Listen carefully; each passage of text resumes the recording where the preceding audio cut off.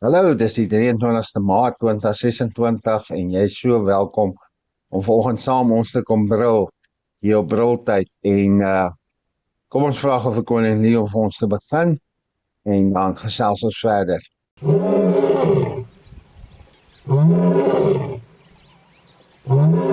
Daar sê wat 'n lekker brul om hierdie week mee te begin en ons vertrou dat dit nie net 'n brul sal wees wat jy sal hoor nie, maar dat die veral die geestelike wêreld jou brul sal hoor. Dat God se bril uit jou sal kom en ja, ons weet ons is nou al 'n paar maande besig met Brultyd en die hartklop van Brultyd is om jou te help om jou bril weer terug te kry. Want veral ons as mans verloor ons bril. Of dit nou in ons huwelik is, ons besighede, selfs in ons sport en ons verhoudinge raak ou se bril weg. Want jou vyand is daarop uit. Hy loop soos 'n bril in 'n leeu rond en kyk wie hy kan verslind. En dis tyd dat jy vir hom brul. As 'n leeumannetjie en 'n ander leeumannetjie se territory inkom, dan beklei hulle.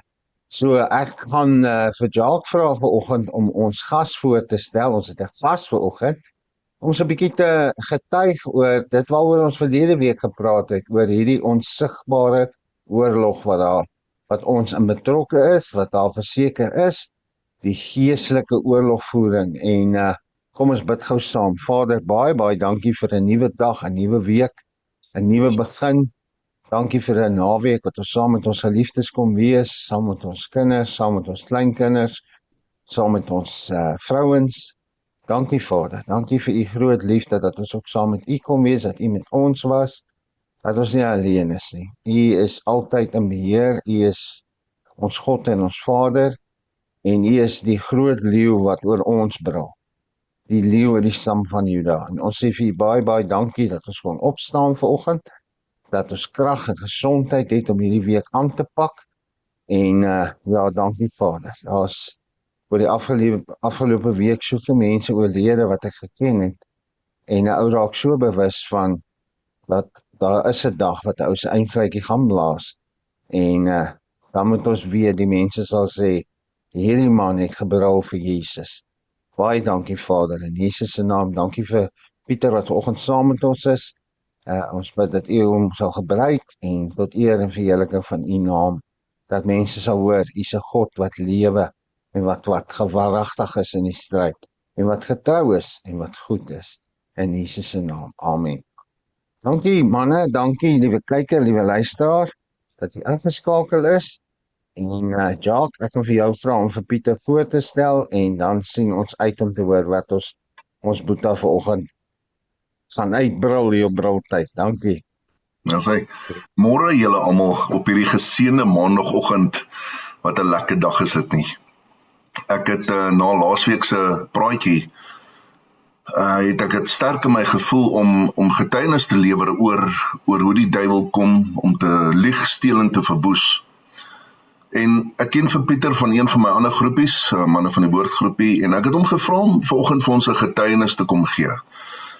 En wat ek wil hê julle moet hoor is hoe God getrou is en hoe God vir hom gewerk het en hoe hy deurgekom het vir hom. En ons moet altyd weet dat God ons nie sal drop nie. Pieter, baie dankie dat jy jou tyd afstaan vir ons vanoggend, my maat. Ek waardeer jou baie.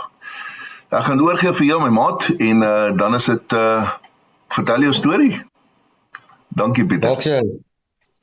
Wel, môre almal wat jy is. Baie dankie dat julle so vroeg opstaan om te kom luister. Nou, ek gaan jou vandag so 'n bietjie in 'n neute dop. Ek gaan probeer baie mooi Afrikaans praat, my storie vertel. Ek sê maar vir altyd vir die mense ook jammer as jy so 'n bietjie Engels tussenin hoor, maar ja, die meeste leeswerk en goed wat ek doen is in Engels, maar ek gaan my storie begin in 2007. Was ek so in my laat 20's gewees, baie suksesvol in my werk gewees. Ek het vir 'n baie groot maatskappy gewerk. Ek was baie suksesvol in die maatskappy en ek het alles gehad wat ek wou hê. En my hele lewe in daai tyd het altyd gegaan oor ek. Kyk wat het ek bereik, kyk waar werk ek, kyk wat doen ek en kyk hoe maak ek my doelwitte en Ek het daai tyd, ek het die Here geken, ek het God geken. Ek was maar soos meeste mense ook in 'n kerk en so af en toe my Bybel gelees. En ek het 'n baie pragtige vroutjie ontmoet in daai tyd wat ook baie suksesvol was. En ons is getroud. Sy het 'n baie lekker lewe gelei, 'n baie lekker aardse lewe sal ek sê. En alles het goed en great en amazing gegaan. En weet jy, ons het regtig alles gehad wat ons wou hê. My hartbegeertes het ek gehad, maar soos ek sê, ek het nie God geken nie. En ek en die vroutjie, ons was so jare en 'n half getroud, toe was ek op 'n jagnaweek weg. En ek het agtergekom dat sy 'n verhouding met 'n ander man het. En ons was so 'n jaar en 3 maande getroud. Ons twee is toe geskei op die einde. Maar weet jy, ek het in daai tyd was ek baie kwaad vir haar. Ek was kwaad, ek was teleurgesteld, ek was vies vir wat sy gedoen het. Maar met tyd het ek agtergekom dat elkeen van ons in die lewe het 'n tipe van 'n leemte. En ek as man daai tyd het sy te leemte in haar gehad wat ek nie gevul het nie, want ons hele lewe het gegaan oor geld en werk en wat ons bereik en wat ons doen. En ja, ons is geskei en ek is 'n bachelor gewees vir 6 jaar. Vandat ek so my 30's was tot so 4:35, toe ek nog steeds vir die maatskappy gewerk, aangegaan met my lewe, gemaak en gedoen wat ek wil, en alles was Piet gewees, hierdie Piet. Wat het ek gekry en wat het ek gemaak? En ek is deur die lewe en ek het 'n dametjie ontmoet, wat ek geken het toe ek baie jonk was, het ek weer raak geloop. Haar naam was Junita, pragtige vroutjie. Sy was daai tyd 'n wonderlike atleet gewees, sport afgerig, marathons gehardloop, 'n amazing persoon. En sy was fisies ook baie mooi gewees. En dit het nog meer my eie ek kom boost. Jy weet, kyk, hier het ek nou nog 'n mooier en 'n beter vroutjie en ons is getroud. En in daai tyd het ek baie golf gespeel, cricket gespeel, paintball, ek was betrokke by sport en goeters. En ons is in 2013 is ek en Junita getroud met mekaar. En ook in daai selfde jaar het ek een aand action cricket gespeel en ek was altyd die ou wat hier voor gestaan het wat die balle gekeer het en een van die cricketballe het my in die gesig getref. En ek is na die tyd, jy weet, ons is mos maar tawwe manne, ek is na die tyd maar gaan hospitaal toe om 'n check-up te doen. Hulle het gekyk, gesê alles is reg, niks is gebreekie, was maar net 'n ou in die gesig. Ek is huis toe en in 2015 het 'n ander maatskappy my, kom ons sê, uitgekoop, genader om vir hulle te werk, so ek was nog beter af. My vrou het daai tyd baie gekonsentreer op haar sport, en ek en sy het saam 'n huis gekoop. In Julie is ons eerste seentjie gebore, en dit het baie goed gegaan met ons, finansiëel het dit goed gegaan. Alles was net great. Daar waar jy op daai level kom waar jy dink, ek het nou alles bereik. Ek het nou my huis, ek het 'n werk, ek het karre, my kinders word gebore. En ja, in 2015 Julie is my eerste seentjie gebore. Ons was baie opgewonde, baie bly oor wat gebeur het. En in Augustus, in daai jaar het ek bietjie baie begin sukkel met sinus. Ek het maar gedink dis omdat ek baie cricket speel, baie outdoors is en baie golf speel op daai tyd, baie golf gespeel. En ek het hierdie sinus gekry en so deur die tyd gaan sien jy maar dokter, drink 'n pilletjie, dink jy's alright. En ja, in 2015 het my neus en my gesig baie begin, ek het baie pyn gehad.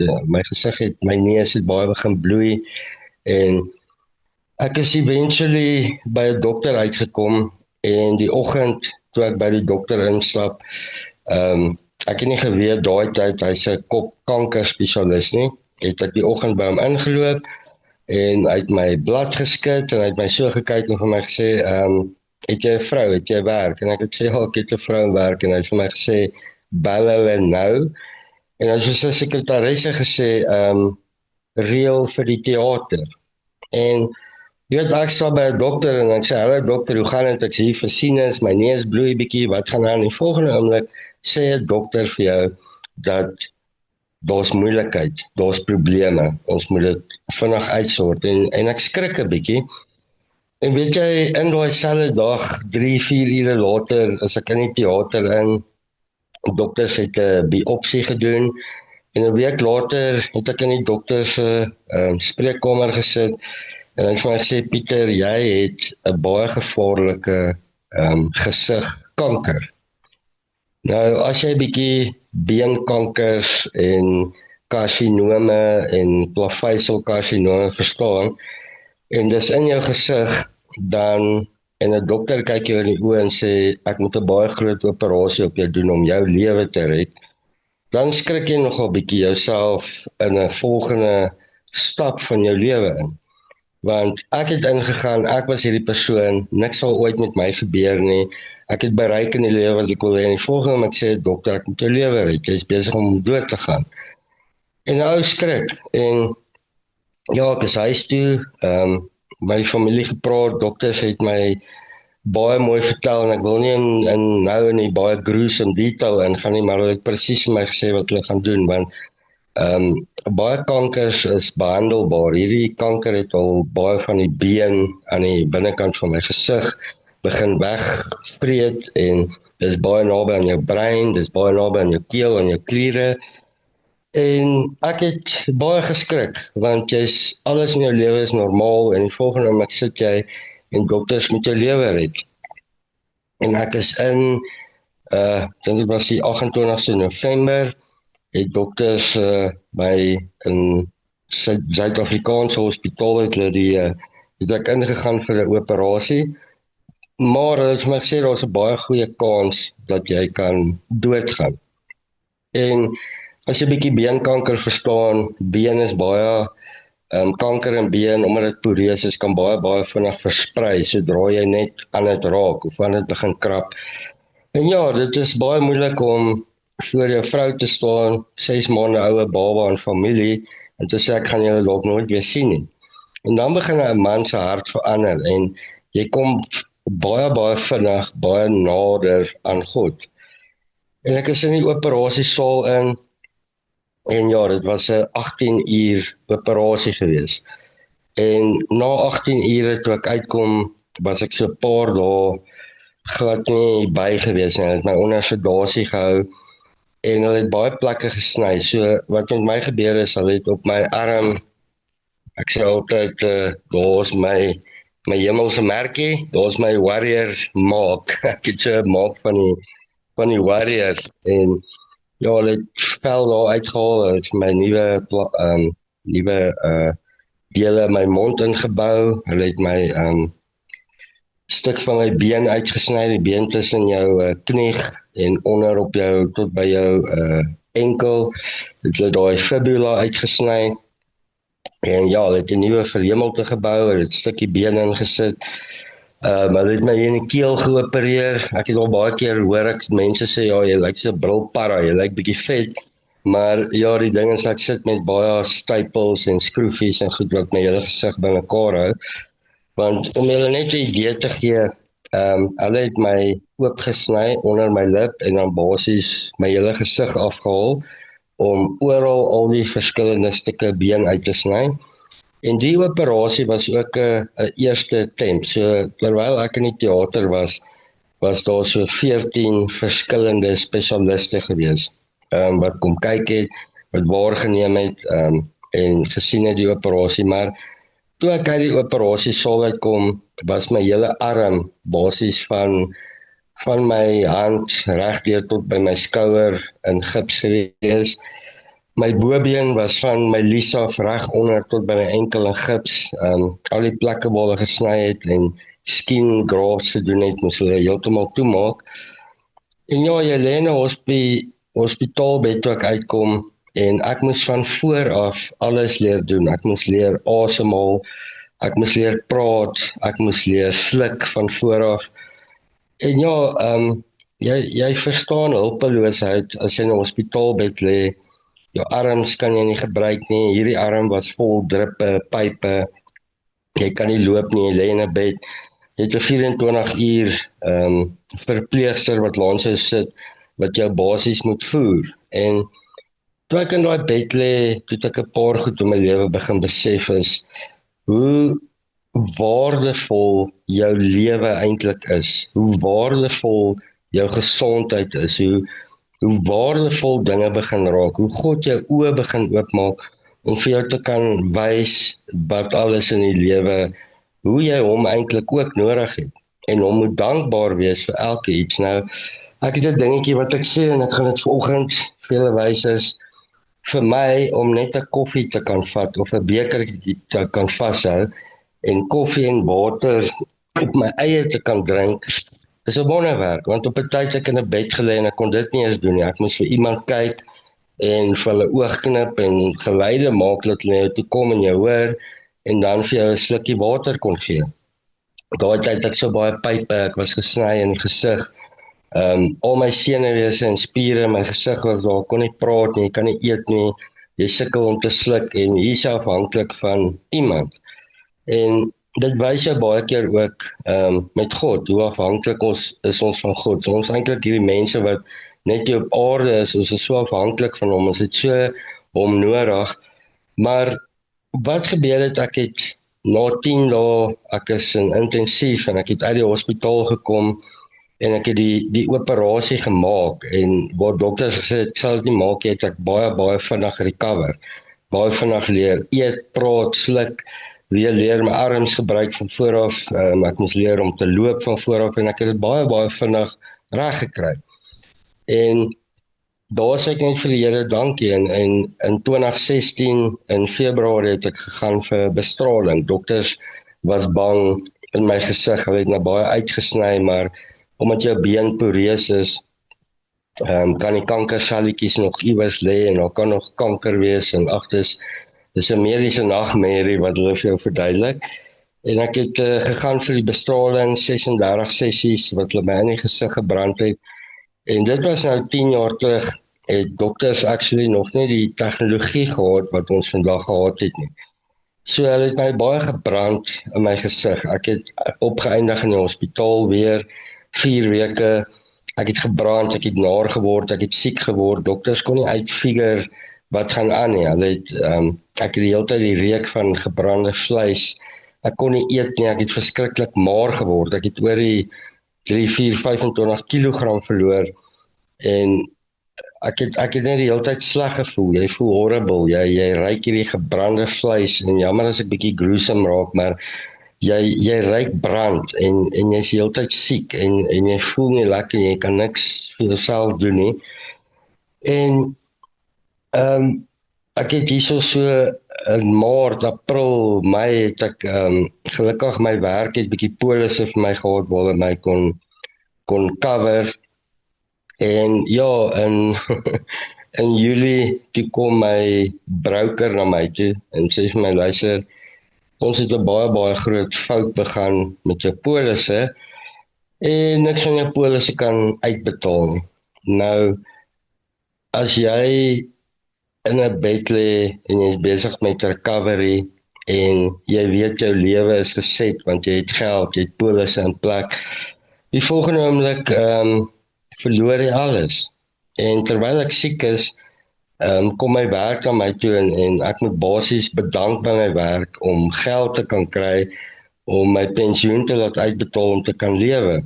En jou broker kom na jou toe en sê, luister meneer, ons het baie groot fout gemaak, dit gaan baie lank vat, ons gaan nie betaal nie. En in daai tyd sit ek met met 'n baba en 'n vrou en ek verloor alles. Ek verloor my werk, waarvoor ek baie lief was en baie goed in gedoen het, verloor ek my werk, ek verloor my huis, ek verloor my voertuie, en jy voel naderhand so half, wat gaan aan in die lewe? Ek was eens hierdie persoon, ek het aangegaan en die volgende moment sit jy met basies niks, en jy begin afhanklik raak van ander mense, en jy bid en jy vra vir God, wat gaan nou hier aan? En ek sit basies op straat, nie op straat nie, maar jy sit met niks, en ander mense het vir ons 'n huis, ons trek in die huis, en ek sit daar en ek bly siek, en met die bestraling wat hulle gedoen het, in 2017 kan ek net nie regkom nie. Ek bly die hele tyd siek en jy's nar en jy sê dan net al jou goed verloor en in 'n tyd waar ek veronderstel is om gesond te word, om te kan rely op dokters, om te kan recover en dan moet geld wees om alles te betaal en al die goed, sit ek met al die struggles, dis siekte, dis finansiëel, in my siektyd begin ek weer sommer werk soek. My vroutjie moet teruggaan na haar werk toe, waar sy sporte goed afgerig het, moet sy nou alweer begin werk soek om ons te kan onderhou. En jy voel so hulpeloos en niemand wil jou aanstel nie. En tussen in 2018 toe begin ek blind raak. Ek het hiperbariese suurstof gedoen, want my tande het begin uitval. En ook in 2018 het hulle 'n stukkie, so sien hier, van my oor uitgesny, want my gesig het begin inval die kant, so daai stukkie daar is my oor. En hulle moes daai operasie was 6 ure. En na die operasie, toe ek uitkom, toe verloor ek my medies. Ek kan nie meer my medies bekostig nie. En ek is afhanklik van staatshospitale. Ek moet ook in die rye gaan staan. En ek verloor alles, waar ek eens alles gehad het. Die beste dokters in die wêreld, professors wat met jou werk, sit jy op die volgende oomblik half met niks. Jy het nie werk nie, ek het alles verloor. Dinge gaan sleg, al kom 'n tyd waar ek blind raak, ek kan nie meer sien nie. Ek is afhanklik van my vrou om my rond te ry, en ek moes nog gaan vir oogoperasies, en my gesig val in, en ek moet die operasie doen. En oral waar ek kom, by my ou kliënte, by my ou lewe waar ek instap, gaan deure net toe.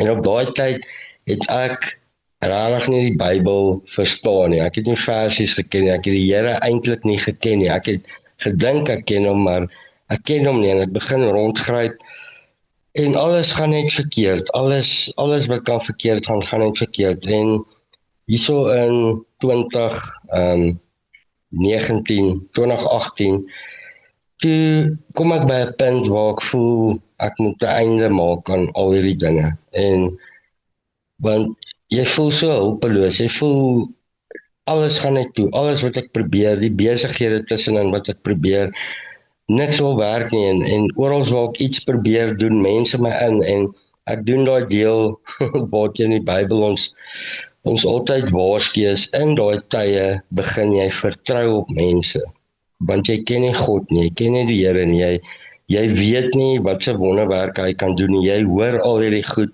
en jy sien al die ander mense wat recover van sekere dinge, en met jou gebeur dit net nie, en jy voel net jy siek, en niemand wil jou meer hê nie, en ek en my vrou sy moes van vooraf begin verlief raak het op my, want ek is 'n ander mens, ek is die hele tyd so, ek lyk anders, my gesig is anders, daar's moeilikheid in ons huwelik as gevolg van al die medikasie en al die siekte, word ons intimiteit getoets in ons huwelik. Daar was vir 'n baie lang tyd nie intimiteit nie, en jy wonder al die goed, en ek kom eendag by 'n punt waar ek voel, ek wil net 'n einde maak aan alles.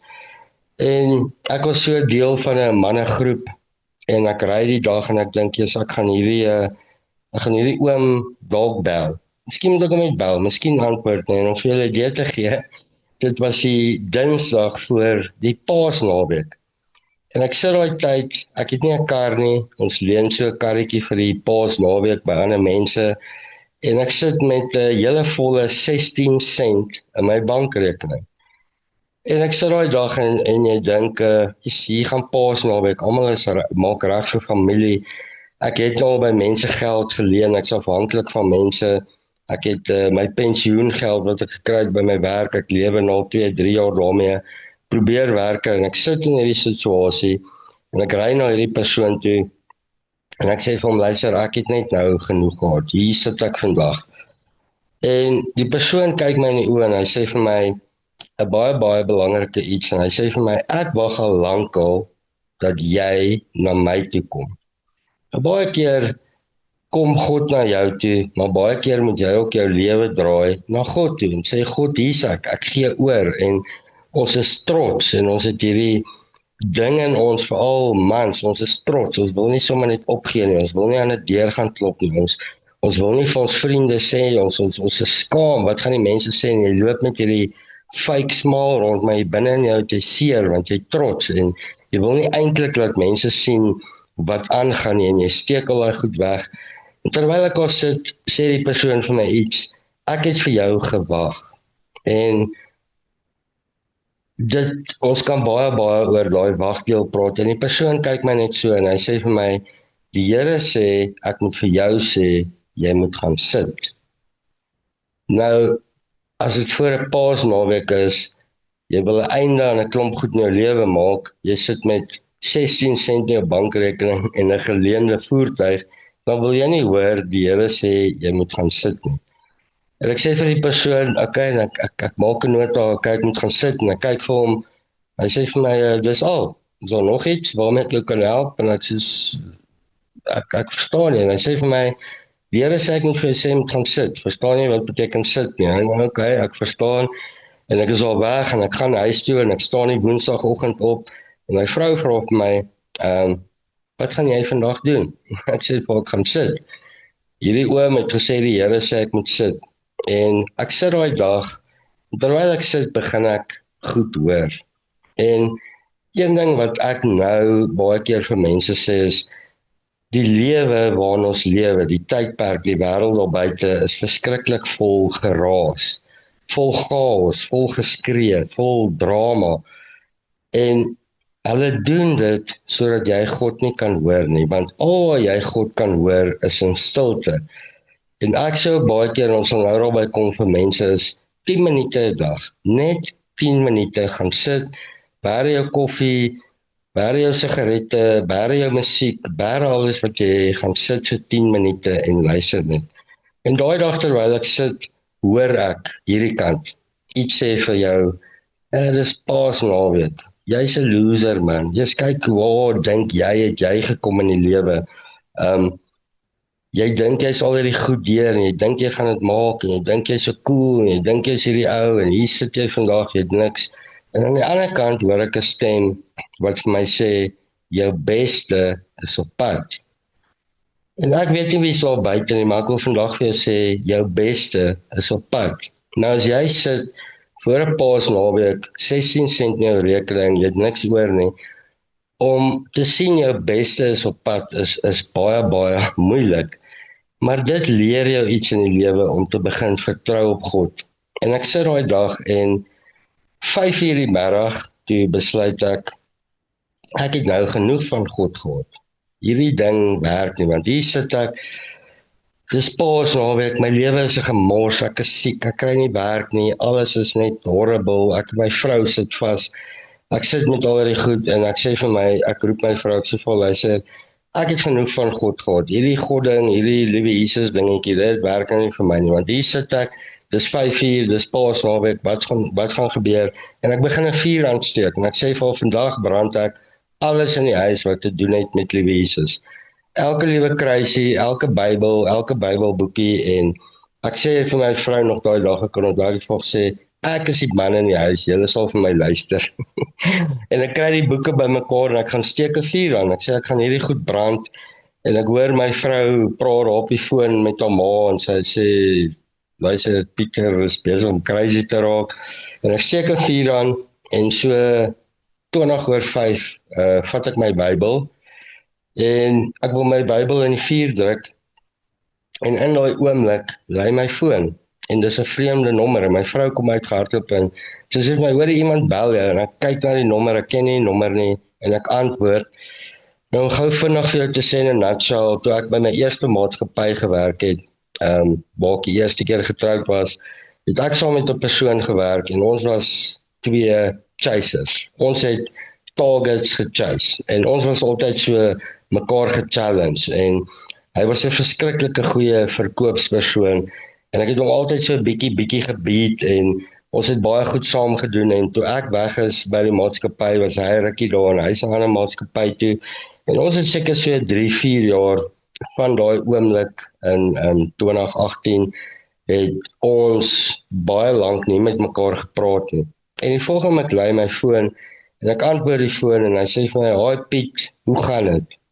Ek sê vir my, "So maat, goed en jy?" En hy vra, "Wat doen jy? Hoe lyk die dinge? Alles alraai daar, lanklaas gepraat." En ek sê vir hom, "Ja nee, ek het kanker gehad en ek het siek geword en dinge werk nie uit nie." En hy sê vir my, "Ja, ek het gehoor van jou storie en ek het gehoor dinge gaan nie goed nie en ja." En hy sê vir my, "Luister, ek hoor jou storie." En hy was 'n baie reguit persoon, baie dinamies. En hy sê vir my ook een van die belangrikste goed wat ek in my lewe moes hoor. En hy sê vir my, "Luister, ek hoor jou storie, ek hoor dit gaan nie goed nie, bla bla bla, like die dinge." Hy sê vir my, "Luister, ek onthou jou soos jy was." En in daai oomblik gebeur iets in my lewe. Dis asof ek my hele gees, my hele spirit, my moed, my man wees, my mens wees met woorde terugkom in my. Want ek dink aan hoe ek nou is en ek dink aan hoe die lewe was. Maar jy dink nooit aan daai dinamiese persoon nie. Jy dink altyd aan die omstandighede. Ek het alles gehad. Ek wens ek kan teruggaan na daai tyd toe waar ek die huis en die karre en die fame gehad het en waar ek gesondheid gehad het en daai goed, maar jy gaan nooit terug en dink aan die persoon wat ek was en daai go-getter, die persoon wat opstaan, die persoon wat gaan en daai woorde wat hy vir my sê, ek onthou soos jy was, slaat my en hy sê vir my, "Piet, nou moet jy onthou, is 5:30 die aand, hy sê vir my, "Piet, ek het by 'n nuwe company begin werk en hulle het 'n deel in die company waarmee ek en jy baie te doen gehad in die lewe en daai deel doen nie goed nie. En ek het in 'n meeting vir hierdie mense vertel, ek sal jou kry want jy is die beste in die mark. Jy is die grootste, jy gaan hierdie company red en ek het nie baie tyd nie. Ek klim op 'n vliegtuig, stuur gou vir my e-pos, sê vir my wat jy wil hê en ons gesels weer baie en hy sit die foon neer." En weet jy, in 'n sekonde verander my lewe. Nou die eerste ding wat ek doen is, ek gaan op my knieë en ek sê jammer Here, want ek staan by 'n vuur waar ek besig is om Bybels te verbrand. En hier kom God in 'n tyd waar jy dink die lewe is verby, dis oor, dis 5:30 die aand, niks gebeur nie, dis Paasnaweek. Almal is weg en hier bel 'n ou my en hy sê vir my, "Stuur my 'n e-pos. Ek wil hê jy moet vir ons kom werk. Ek onthou jou en jou hele lewe wat in 2015 verander het van great na bad. Kom my lewe verander van bad na great in sekondes." En weet jy, ek val op my knieë neer en ek sê jammer Here, en in daai oomblik het ek besef dat niemand sal my ooit weer ooreed dat daar nie 'n God is nie. Jy gaan my ooreed dat hy op sy tyd is en dalk nie op jou tyd nie, maar jy sal my nie ooreed dat God nie weer bestaan nie. En weet ek stuur 'n e-pos en 3 ure later stuur hy vir my 'n WhatsApp terug en hy sê vir my, "Baie dankie, ek het jou e-pos gekry, ek sien jou Dinsdagoggend 8:00 by die werk." En my hele lewe verander en ek het daai tyd nog, ek sê dit altyd by, ek het nie 'n voertuig nie, ek moes die voertuig wat ek het na die Paasnaweek teruggee. Ek bel 'n ander ou, ek sê vir hom, "Hoorie, help my met 'n voertuig." Hy het so 'n ou bakkie waar aan sy stoor staan. Hy leen my die bakkie en ek moes nog R100 gaan leen by my buurman om die maandag by die werk te kan kom en ek begin werk en ek werk nou nog vir daai maatskappy. En dit gaan baie goed met ons en ek werk en COVID kom en in COVID gebeur daar 'n bietjie paar goed. Ek verloor my werk by die maatskappy, maar dit is oor 'n tegniese ding. En ek sien dit eintlik as baie gelukkig dat ek in COVID tyd by my familie vir 'n baie lang tyd kon wees en ewen daarna en in Augustus toe begin ek weer werk en ons tweede seentjie is gebore en alles gaan net goed met ons. Alles is weer daar, ek het weer werk, ek het weer 'n huis, ek kan weer goed begin koop en alles kry en ons lewe gaan goed. En ons het hierdie klein nuwe lewe in die huis, nuwe seentjie, hy is gebore en die lewe gaan aan en alles gaan goed. En my vrou het baie geoefen, soos ek gesê het, sy was baie fiks en gesond.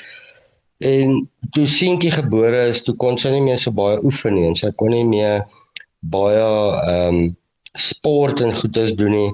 In Augustus, my seentjie is gebore in Februarie 2019 en Augustus is ons eendag, ek was weg gewees op 'n werksdag, ons het so 'n dag gehou vir kinders, en my vrou hulle is by 'n partytjie, en die mense bel my en hulle sê vir my, hoorie, iets is nie lekker met jou vrou, en sy het bietjie in mekaar gesak, ek dink julle moet haar kom haal.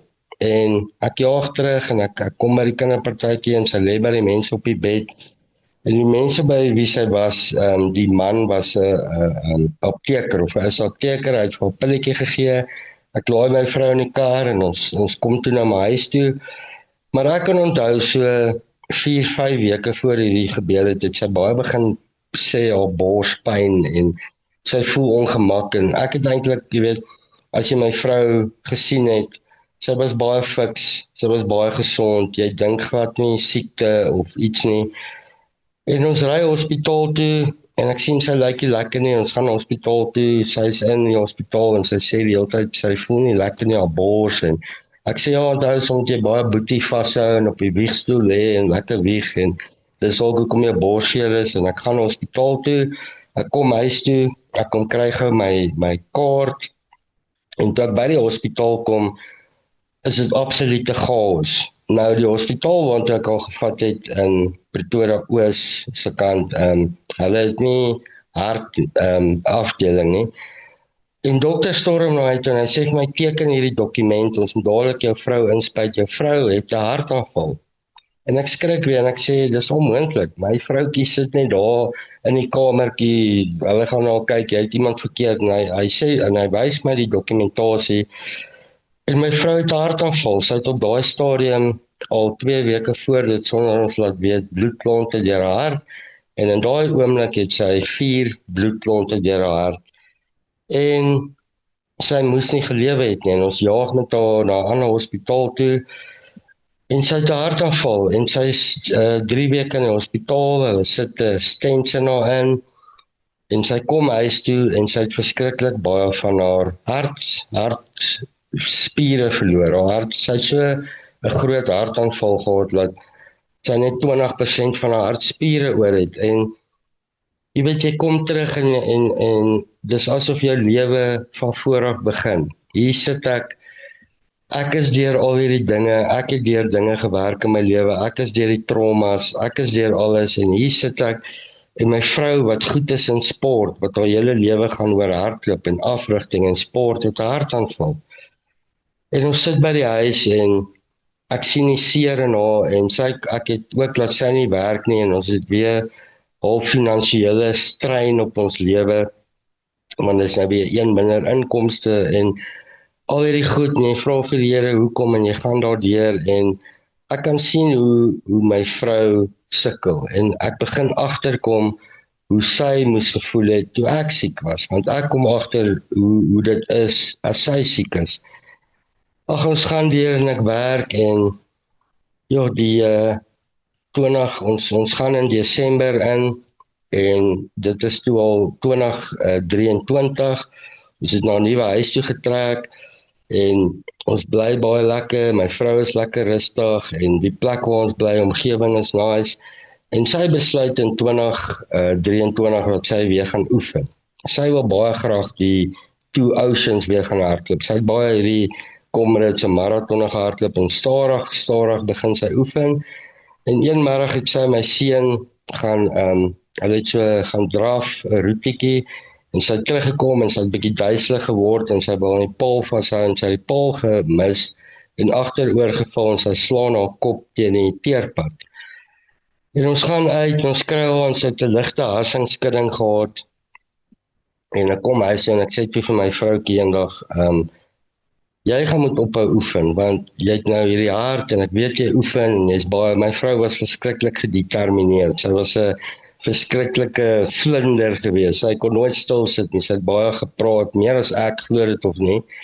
En ewe skielik sit sy en sy het 'n bietjie die harsingsskudding en ag sy kan nie meer oefen nie en die 19de Desember hou ons so lekker kuier hier by ons huis en ons sou die 21ste Desember vakansie gaan hou.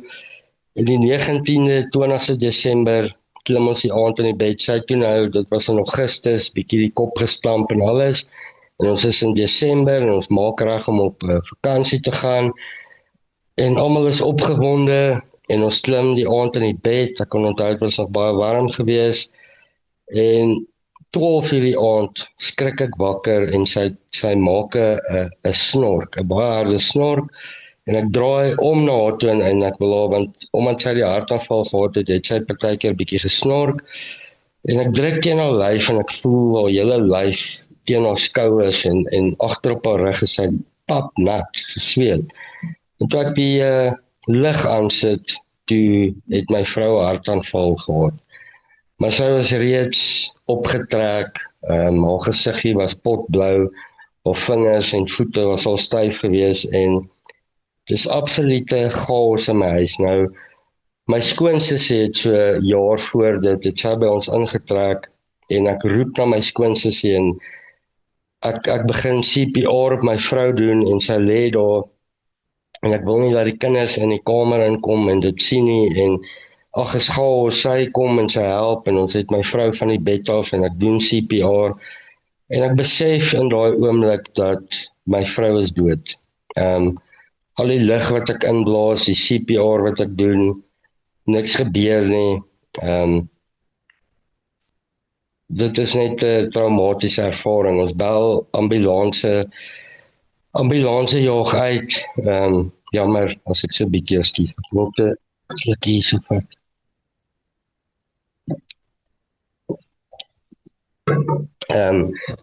Die ambulance is gelukkig vinnig hier. Hulle neem oor, hulle doen CPR, hulle skok haar, hulle kry hart en elke keer as hulle hartklop kry, dan as hulle wil regmaak vir die ambulans gaan staan haar hart en hulle gaan aan tot omtrent 2:30 die oggend. En die een ou, die een paramediese persoon, hoor ek sê vir die ander persoon, hou aan, moenie stop nie, hou net aan, hou aan. En hulle het haar eventually gekry in die ambulans hospitaal toe gejaag. En in die hospitaal kan ek onthou, die 2 of die 23ste het ek, dit was die 22ste, ekskuus, kan ek onthou my vrou het een keer haar oë klein bietjie oopgemaak en sy het vir my gekyk en sy het toegemaak en sy het in 'n koma ingegaan en ons het al die toetse laat doen. Die dag voor Kersfees toe roep die dokters ons in en sê vir my, jou vrou is basies in 'n koma. Al haar spiere is dood as gevolg van die min suurstof na haar brein toe.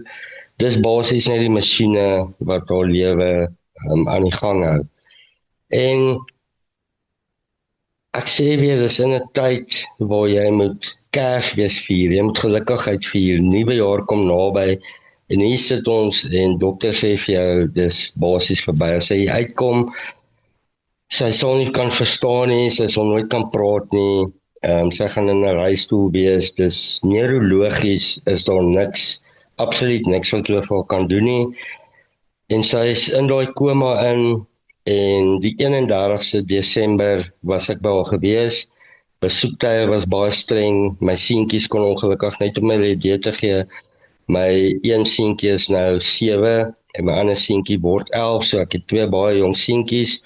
Boetaatjie daai tyd, met mamma was hy maar 4 jaar oud. En die 31ste Desember is ek in die hospitaal in. Dokter het my die middag gebel en gesê, kom asseblief.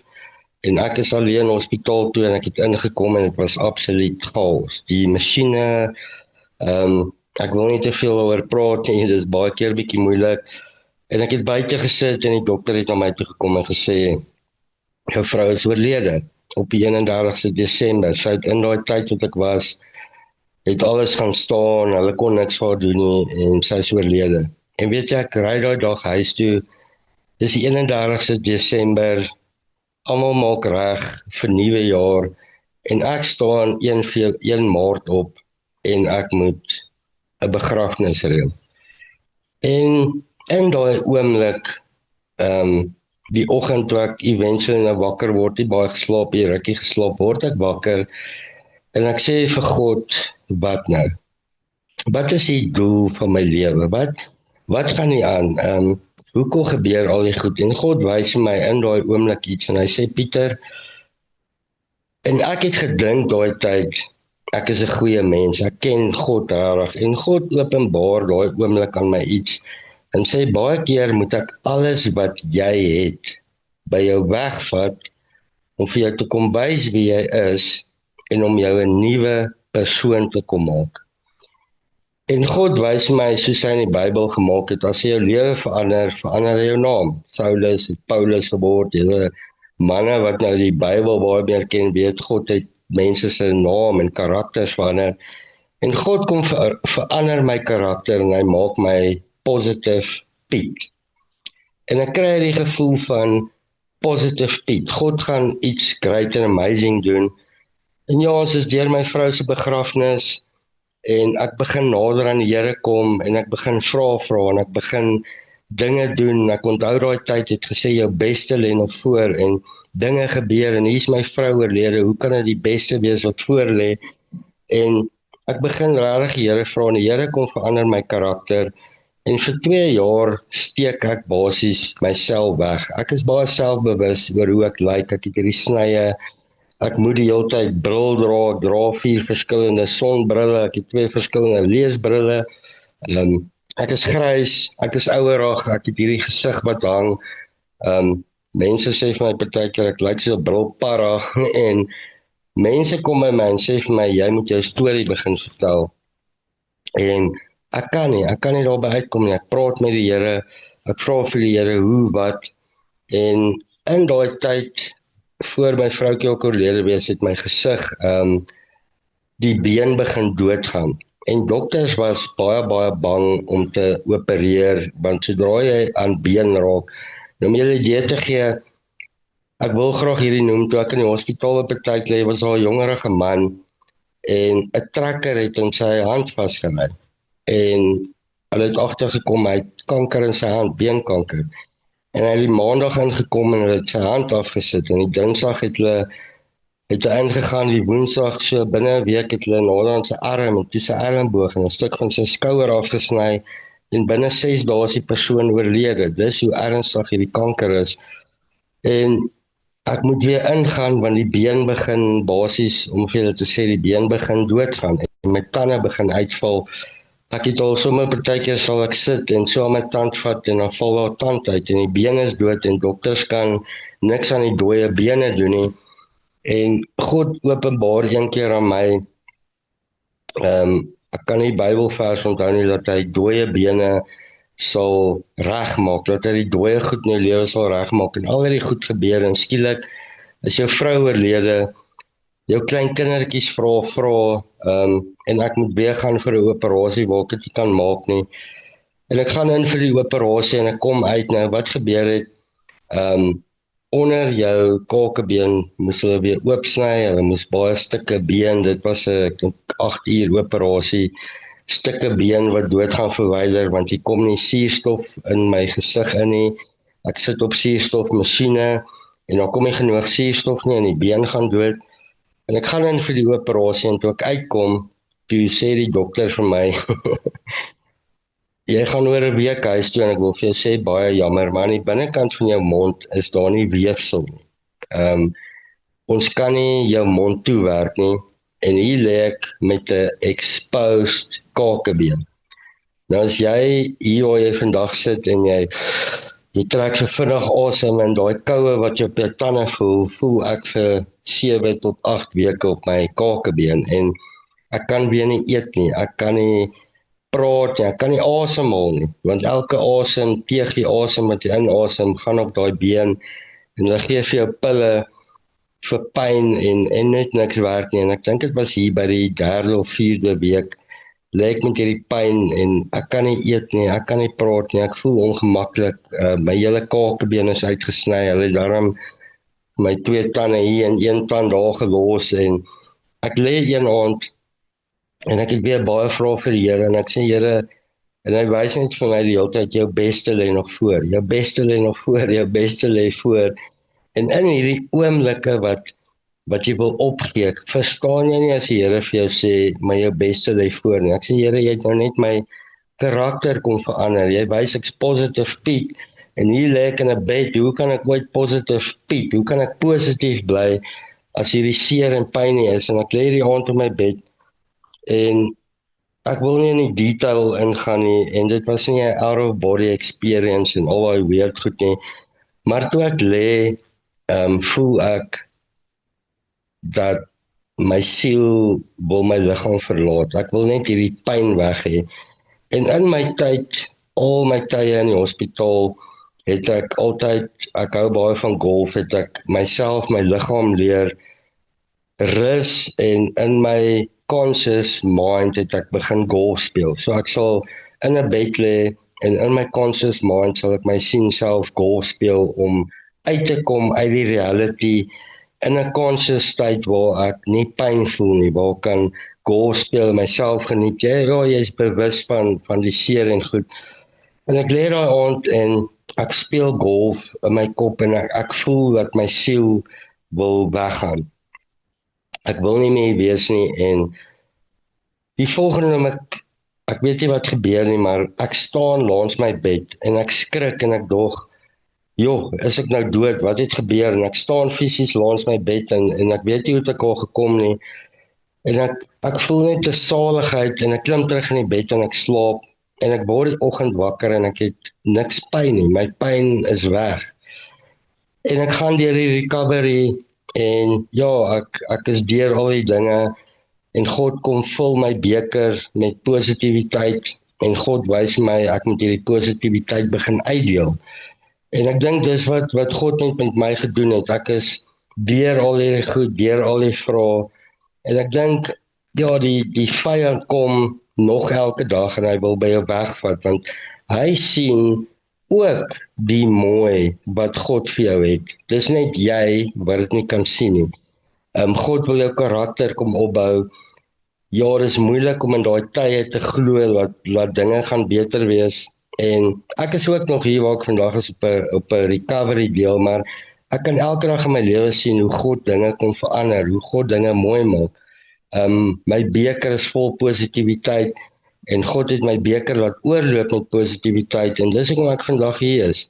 Om daai positiwiteit met jou te deel, om vir jou te kom wys of dit fisiese pyn is, siekte is, bankrotskap is, challenges in jou huwelik, challenges met mense, challenges met jou werk, challenges met jou siel, whatever daar is, dat jy kan dit maak.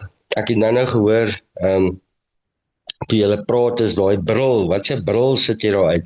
Is dit maar 'n klein welpie brilletjie, is jy bietjie bang vir die lewe, of gaan jy begin glo, jy's daai leeu, jy het hierdie krag wat God vir jou gee, ja, jy het nie alles wat jy nou wil hê nie, maar jy het alles daar, en God het aan my iets openbaar, en ek wil dit vandag so vertel, en ek wil ook hiermee afsluit, is, op 'n tyd, wou ek alles hê, aardse goed, ek wou die huis hê, die karre hê, die werk hê, die vrou hê, die fame hê, en ek het dit alles gehad, God het dit vir my gegee, maar ek het dit verkeerd gaan gebruik, ek het dit die fame wat God vir my gegee het ek gebruik vir myself, die finansies wat God vir my gee, het ek by clubs en pubs en verkeerde plekke gaan uithang, ek het mense na verkeerde plekke toegevat, ek het gedrink en ons het geparty en ons het goed gaan doen waar ek siele na die verkeerde plek toegevat het, en vandag hier waar ek sit is my begeerte om eendag in die hemel te kom en God moet sê, Piet, onthou daai video wat jy gemaak het, onthou daai dag toe jy saam met Jacques hulle gepraat het, sien jy daai ou daar, hy het jou storie gehoor en hy is vandag in die hemel, en my hele lewe gaan vandag oor siele, ek wil siele hê, want op die einde, ek het gesien met my vrou se dood ook, jy vat niks saam nie, jy vat siele eendag, dis al wat jy gaan hemel toe vat, al jou aardse goed gaan jy agterbly, alles wat jy mekaar gemaak het, bly, en 'n belangrike ding in my vrou se lewe wat ek geleer het is tyd. Hier is my vrou, sy's fik, sy's gesond, sy's hierdie persoon en sy's oorlede. Alles in die lewe is garantie behalwe die dag wat jy doodgaan. So ek wil jou vandag vra as jy luister, as jy vandag sou doodgaan, nou in die volgende 10 minute, hoeveel siele vat jy hemel toe? Hoeveel mense het jy saamgevat en wat los jy agter? Wat se legacy is daar vir die mense, gaan dit maar net wees, ja, nog 'n ou wat dood is, hy was great, amazing, ja, hy was 'n cool ou, of gaan jy sê, yes, hy het 'n impak gemaak op die wêreld, en Ek wil vandag vir jou sê, en ek sê dit vir baie mans, ek is geen amazing mens nie. Ek is presies net soos jy. Ek's waar jy was en dis hoekom ek jou rou storie vertel. Staan op, gaan na uit, brul en vat soveel siele as wat jy kan hemel toe. En jy het nie geld nodig nie, jy het nie fame nodig nie. Jy het net nodig om jou storie te gaan vertel. Jy het nie nodig om mense te gaan ooreed nie. Jy moet net daai saadjie gaan plant en vir mense sê, kyk hier's ek. God is lief vir jou. Hy kan dinge in jou lewe verander in sekondes soos wat jy al gesien het. En ja, siele vir Jesus. Mense vra baie keer vir my, ek's baie op platforme en daar's een platform waar jy baie geld kan maak en iemand vra eendag vir my op hierdie platform waar jy praat, maak jy baie geld? Toe sê ek vir hom, nee, ek sê daar vir die geld nie, maar ek kan vir jou sê ek's 'n biljoenêr. En hy sê vir my, wat bedoel jy? Ek sê toe hom, soos eendag in die hemel kom, gaan ek vir jou wys ek's 'n biljoenêr. Daar lê miljoene daarbo. Daar's 'n paar siele wat ek van weet wat daar is saam met my en dis die belangrikste in die lewe. En ek wil net vir julle manne daar buite sê, gaan uit, gaan brul, maak oop, glo dat Jesus vir jou beter, great, amazing dinge in plek het en ja, soos hier, het ek die geleentheid, hoeveel almal sê, dankie dat ek hier kon gesels, dankie Jacques, ek waardeer. Pieter, baie dankie, jy's geseënd my vriend. Sjoe, jy al wat ek kan sê is jy's geseënd. Sjoe, Freek, oor na jou toe. Sjoe, ja, so wat ek ook net wil sê, sjoe. Ek wil op 'n stadium sê, Here, wat nog? Dit is dit is aangrypend en dankie Pieter dat jy dit met ons gedeel het. Ek weet hoe dit is om 'n jaar so te begin, 3 jaar terug te sê die dokter ook vir my op die 3 Januarie, dis kanker. Ook 'n gewasie limfoom in my gesig gehad en my nek. En mense sal daar vir my sê, "Jesus, maar jy is besig op met jou podcast en net radioprogramme en jy wil net oral, maar soos jy sê, as 'n ou net weer kan iets sluk wat jy nie kon doen nie. Die dankbaarheid om elke dag my mond te kan oopmaak en te kan sê dat Jesus Christus is die Here en dat hy lewe en dat hy waaragtig is. En in die laaste week het ek selfs ou Chuck Norris is oorlede. En daar sal mense wees wat sê, Chuck Norris kan nie doodgaan nie. Maar op daai ouderdom, maar baie goeie vriend van my in Langebaan is oorlede. Moes gister die boodskap kry, oom, my pa is oorlede gisteraan net voor 12. Ou Solly Staggie is oorlede. En ja, die bome is of 'n ouer jy word, meer bewus raak van die dood. En as 'n jong mens, en dan was dit sulke gevaarlike situasies in my lewe, omstandighede as polisieman en al daai dinge. Die dood het so ver gevoel. Maar hoe ouer ou word, ja. En ouer mense gaan dood en ja, ek is nog okay, maar een ding van die dood, ek het gesien toe ek daar gesit en wag het vir my chemo by Grote Skuur en tot 20 radiasies gehad. Die kanker vra nie jou ouderdom nie, vra nie jou geslag nie. Jy vra nie wat jy geloof nie, wat jy godsdienst is jy nie. Hy is net daarop uit om jou pak te gee, of dood te maak. En weet, elke keer as ek in hy swart leunstoel gaan sit het, en hy goed tap in my are en dan wil jy met hy sê, ag Here, laat ek nou gaan. Ek meen, jy weet wat kom daarna en as ek so na jou luister vanoggend, Pieter, dis aangrypend en om positief te bly na dit, jy weet, na alles wat jy verlies van jou vrou, ek meen, ek kon sien die manne hier saam my, jy weet, ek weet hulle is lief vir hulle vrouens, dis nie iets wat 'n ou wil verloor nie, jy weet, 'n ou wil nie jou kinders begrawe nie, 'n ou wil nie jou vrou begrawe nie, 'n ou wil nie die mense in jou huis nie, weet, en elke keer voor ek siek was, wat ek dalk my stem baie vinnig kon verhef en iets wou sê, na die Here vir my genadig was, is 'n ou baie versigtig met jou woorde.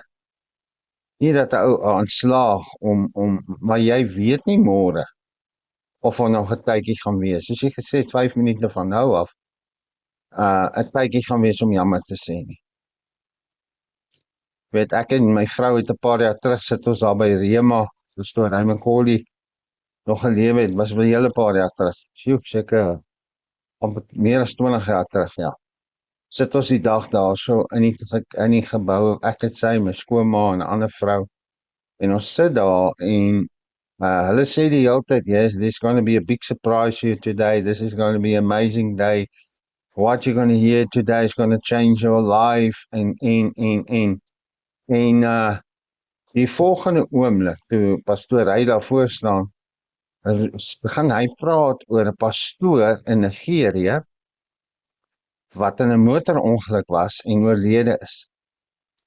Hy het gesterf, en hy het 4 dae, soos Lazarus, hy was 4 dae, was hy in die lijkhuis. En die ou wat by die lijkhuis gewerk het, weet nou in Nigerië, hy sê, hy kon hoor in die aande, dit klink of haar gesingere is, 'n koor, daar binne in die lijkhuis. En die ou se vrou het dit nie aanvaar nie. Want God het goed oor haar man gesê wat nog nie gebeur het nie. En hulle het hom toe hulle oorreed om die liggaam na, hy was al gebalsem, alles vol goed gespuit, en hulle vat hom toe na 'n kerk toe waar evangelis Reinhard Bonkie bedien het. Maar Reinhard was al op pad uit, was op pad weg om te gaan, en hulle die lyke daaronder, en as video's van dit gewees, waar hy daar lê, en hulle was in bid, en die volgende oomblik toe sit hy regop. Nou hy sê, hy soek toe net die leer, toe hy weer terugkom. Die leer, waar's my leer?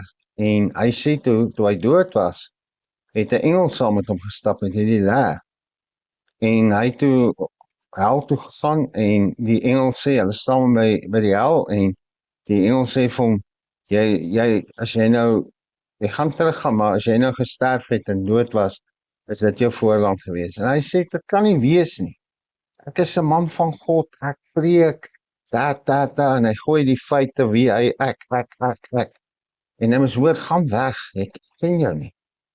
En dit kom toe by hom, dat hy wys toe vir hom, die engel wys vir hom, hoe hy en sy vrou in 'n argument betrokke was, en dit was maar stilstype in die huis, en elke keer hoe sy vrou wil kom en versoen, en hy dit weier, en haar wegstoot, en in 'n ander kamer slaap. En onthou, dis daai vrou wat beklei vir sy lewe nou, weier om te aanvaar wat die doodsertifikaat sê. En die Here was so genadig, en hy het teruggekom, hy lewe. Hulle het ook The Lazarus Phenomenon, sy getuienis was in daai film. En die volgende oomblik, hy het dit nou gehoor, van gesien, maar 'n paar maande of jaar later sê pastoor Raymond Collie, daai man, en hy sê die volgende oomblik, daai man sit daar in die gebou.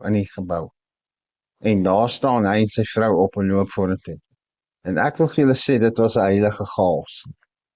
As jy weet, hierdie ou was vir 4 dae plus dood, soos Lazarus, en was in die hemel, was wel so in die hel opgeëindig het, maar God se genade was so genoeg vir hom, groot vir hom.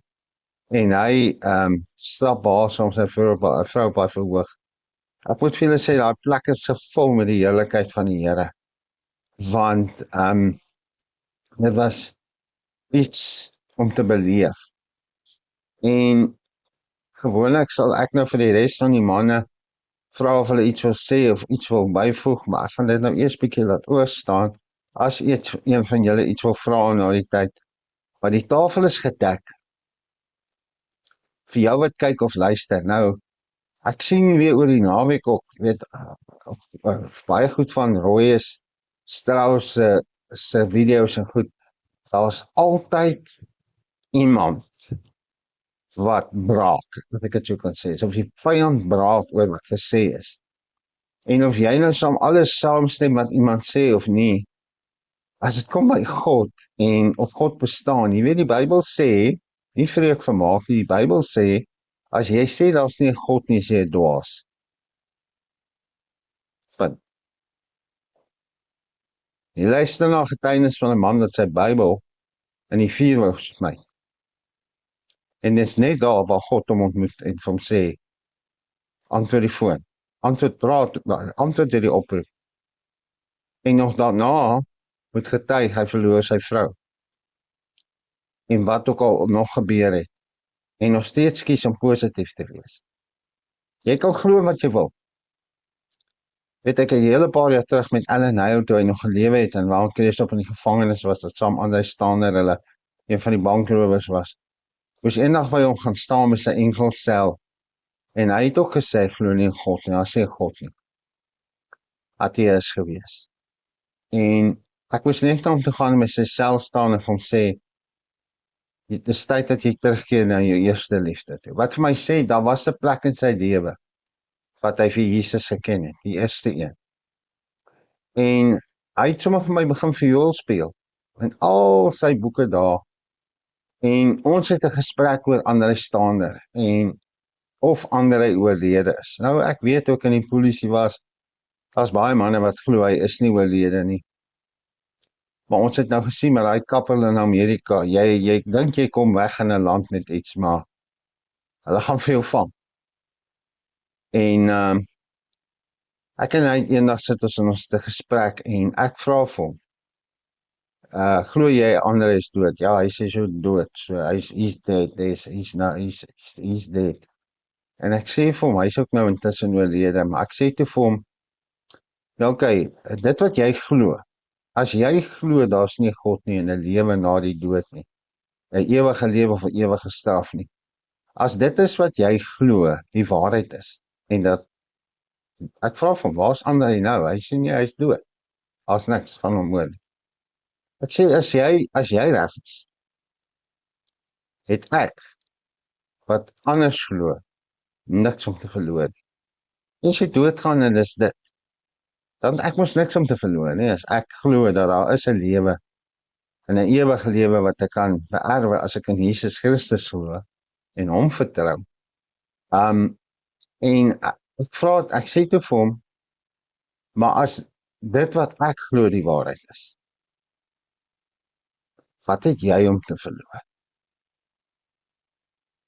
Jy wat nou lag, jy wat spot, jy wat so jou comments sit daar op rooi se goed en op my goed en altyd wil 'n argument wil oorsak in die comments met ander mense twis. En as jy dit dalk op hierdie video ook wil doen, onthou net vandag, die 23ste Maart 2026. Wil ek vir jou sê, Jesus is lief vir jou, God is lief vir jou. Maar dit is vreeslik om in die hande te val van 'n lewendige God.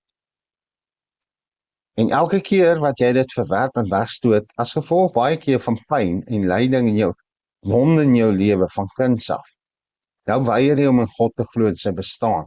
Jy is kwaad vir God oor wat mense aan jou gedoen het. Selfs kerkmense aan jou gedoen het.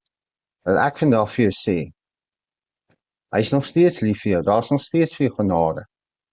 As jy kanker gehad het soos ek en Pieter, besef jy elke dag is net genade. Dis 'n vriend van my oor die naweek oorlede, hy dieselfde kanker gehad as ek, net as sy Lies. Hy's weg, hy's huis toe. Ek weet hy's in die hemel. Ek weet hy's by Jesus. Ek weet Solly is by Jesus. Hulle sê Chuck Norris het die Here gedien, hy was 'n man van 5. So ons hoop en vertrou dit is so gewees en hy het dit getuig. So jy kan nou maar dink en sê wat jy wil. Hierdie video is nog 'n video geleentheid wat God vir jou gee deur Positive Pieter se getuienis, sy storie, om vir jou te sê, kom na my toe, ek soek jou, ek wil jou hê. Ek weet mense het jou seer gemaak, ek weet mense het jou teleurgestel, en jy is kwaad vir God daaroor. Maar vandag is die dag. Vandag is die dag, op hierdie maandag, dat jy weer jou bril kan trek. Want dit die bril wat jy op die oomblik het, klink meer soos 'n hyena. Jy weet, 'n hyena het 'n ander gelyk. Dis 'n ander klank wat daar uitkom. Wat jy al gesien, na hyena kan geraas maak en hulle kan 'n klomp wyfies aanval as leeu's, as daar gevreet word en gaan kyk, daar's 'n skitterende dokumentêr wat hulle gemaak het oor Eternal Enemies, wat oor leeu's en hyenas. En dan kom hierdie hyenas en hulle is in hulle massas en val die leeuwyfies aan en plat hulle en dan pak hy. En dan die volgende oomblik, dan sê die narrator, dan sê hy, and he heard the cries. Dan kom maar so 'n meneer, swart maanhaar leeu. Hy maanhare is al so swart in die onderkant. Dan sê hy sy naam wat hulle hom in daai Afrika taal noem. Maar daai naam beteken he who greets with fire. En daai leeu mannetjie kom gefokus. En weet jy wat, hy worry nie oor die ander wat geraas maak nie. Hy soek die een wat voor is, wat die leiding nie vat, die grootste uittarter, die grootste geraas maak. Hy's gefokus op daai een. En dan hardloop hy daai hyenaatjie in en dan skep hy hom, en klap hy vir hom. En met daai byt, dan breek hy sy rug, alles is hy hom. Maar hy byt hom nie dood en smyt hom weg nie. Hy byt hom dood en jy kan maar kyk asof alles om hulle weghardloop. Oor daai bril, daai een wat daar aankom wat hierdie getart en geraas kom stil maak. En dan byt hy daai hyena dood en dan he who greets with fire. He is the hyena killer, sê die man.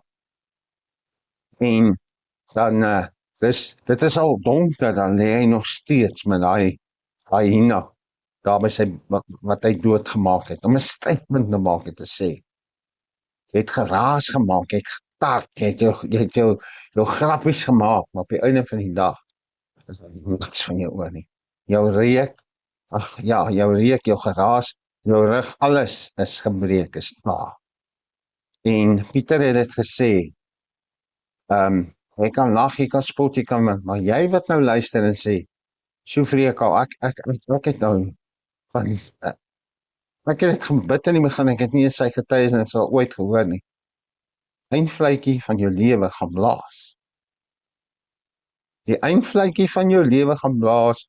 Jy kan nie in jou dagboek sê wanneer dit is, hoe laat dit gaan wees nie, waar dit gaan wees nie, hy gaan blaas.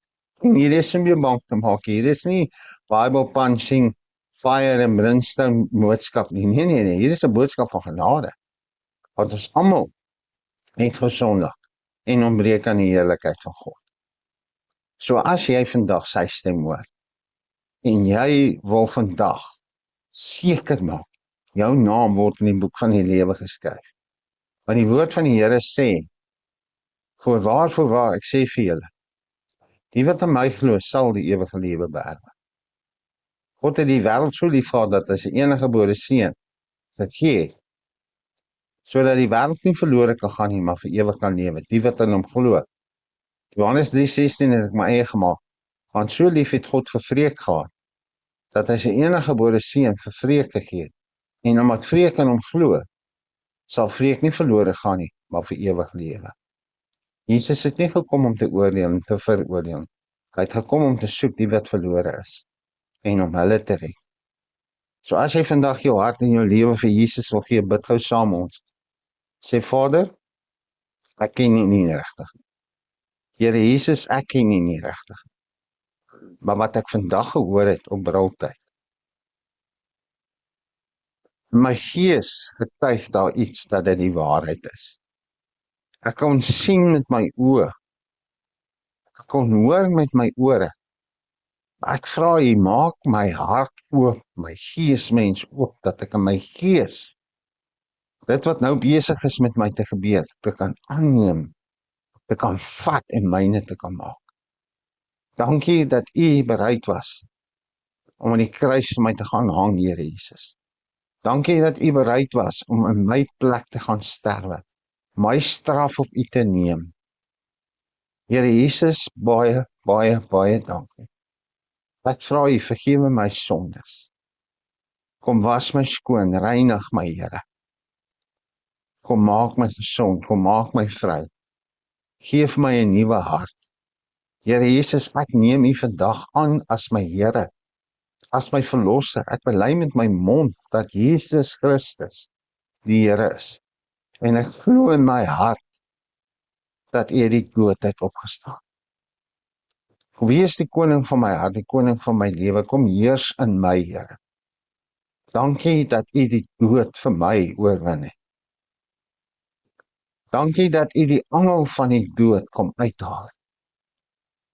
Dankie dat ek nie meer bang hoef te wees vir die dood nie. Want as ek in Christus sterwe, is dit vir my 'n wins.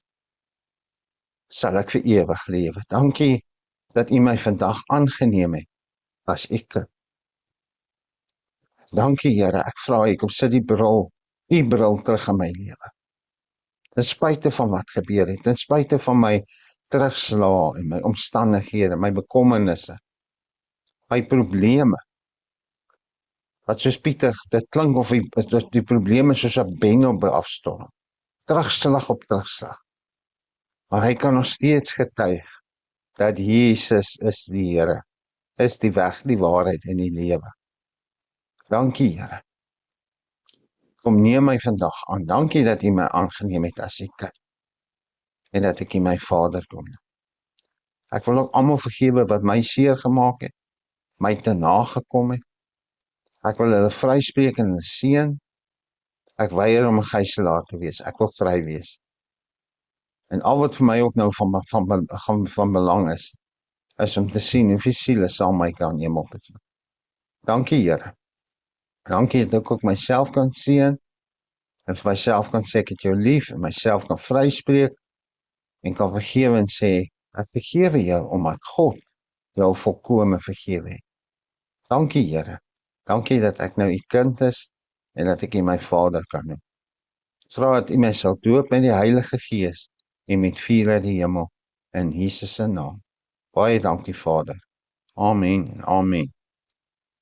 Baie dankie manne. Ek weet nie, is daar een van julle wat iets wil byvoeg, iets wil sê, iets wil vra? Dit was 'n briloggend. Yes, so. Nee, ek sê almal is stil. Baie dankie Pieter, ek waardeer jou tyd wat jy afgestaan het vir ons en my maat, soos ek spreek God se seën uit oor jou. Positief Piet, gaan groot. Ja. So, ek wil jou vra, subscribe op die kanaal en deel hierdie wat jy vanoggend gehoor het. Met soveel mense as wat ken. Stuur hierdie link uit. Het gaan nie oor views nie, het gaan oor siele. En elke persoon vir wie jy, veral hulle wat spot en nie glo nie. Stuur dit vir almal wat jy ken. Sê net, hoorie, joh, luister hierna, kyk hierna as jy 'n tydjie het. Sit ietsie by. Ek het gevoel ek wil dit net met jou deel. En deel dit met mense. Soos Pieter gesê het, eendag sal daar 'n dag kom.